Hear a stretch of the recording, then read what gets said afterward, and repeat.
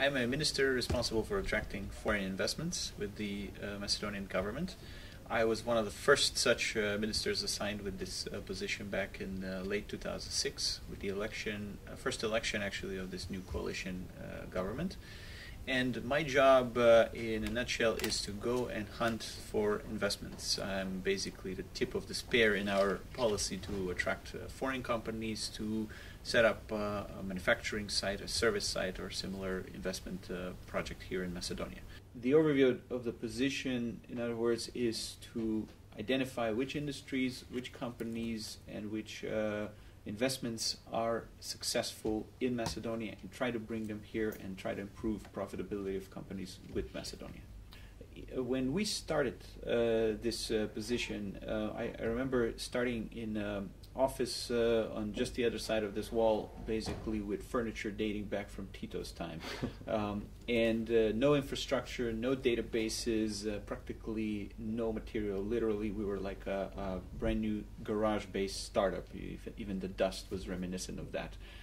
Today, we have accomplished many new things. This past year, we've had several new investment projects that are already up and running, mainly in the automotive, pharmaceutical, and in the electronics industry.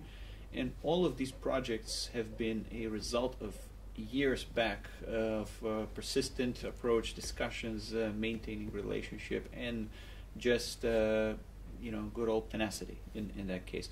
So some of the companies that have started investment projects this year are the German company Kronberg and Schubert.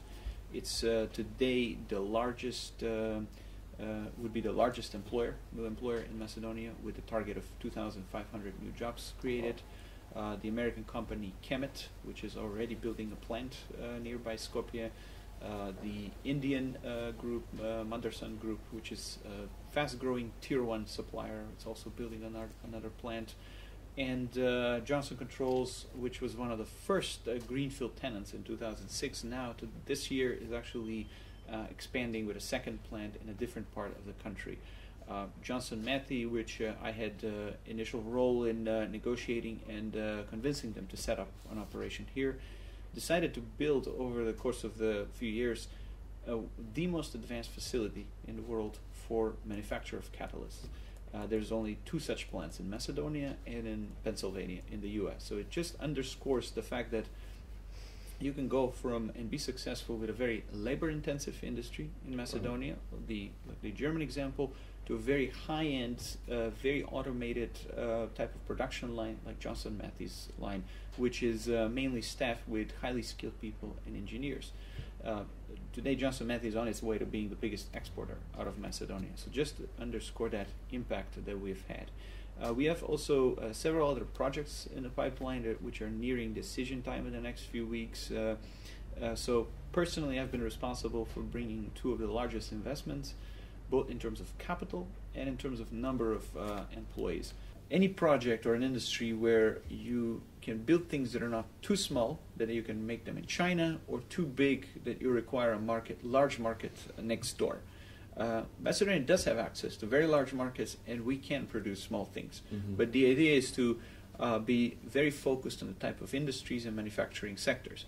And we look at the type of industries from automotive suppliers, electronic suppliers, or electronics assembly or contract manufacturers where there's a need for optimized supply chain. Some cases medical devices, some type of white space industries that are restricted by the geographical distance of the type of products they have, packaging, any type of construction materials or things like that, all the way to global industries that have a regional approach in that sense. So the capital, the multinational companies for these type of industries are still largely in Western Europe and in North America, to some extent in Japan and in India. So my primary focus is the Western European countries where there's still growth. The good thing is that at the top level we have people who have the same focus on getting results. So for example, if a company needs a particular site, they need help with zoning or work permits or construction permits, or how to access logistics or other information about Macedonia, we have direct access to many of the ministries, and we work with them very quickly. We have one of the youngest demographics in Europe today, which is critical in terms of sustainable labor. We have one of the highest concentrations of foreign languages spoken by people. So not only did you find prevalence of the Western European languages, but also many of the regional languages are quite broadly spoken. So in terms of any type of outsourcing activity, call center, service center, repair center, back office type of operation, we're still making an aggressive pitch. We do have domestic companies that are succeeding with this type of value proposition, and we hope to attract one of the tier 1 or tier 2 players to deliver more of this type of work. At the end of the day, companies want a business partner in the new government where they're setting up a site.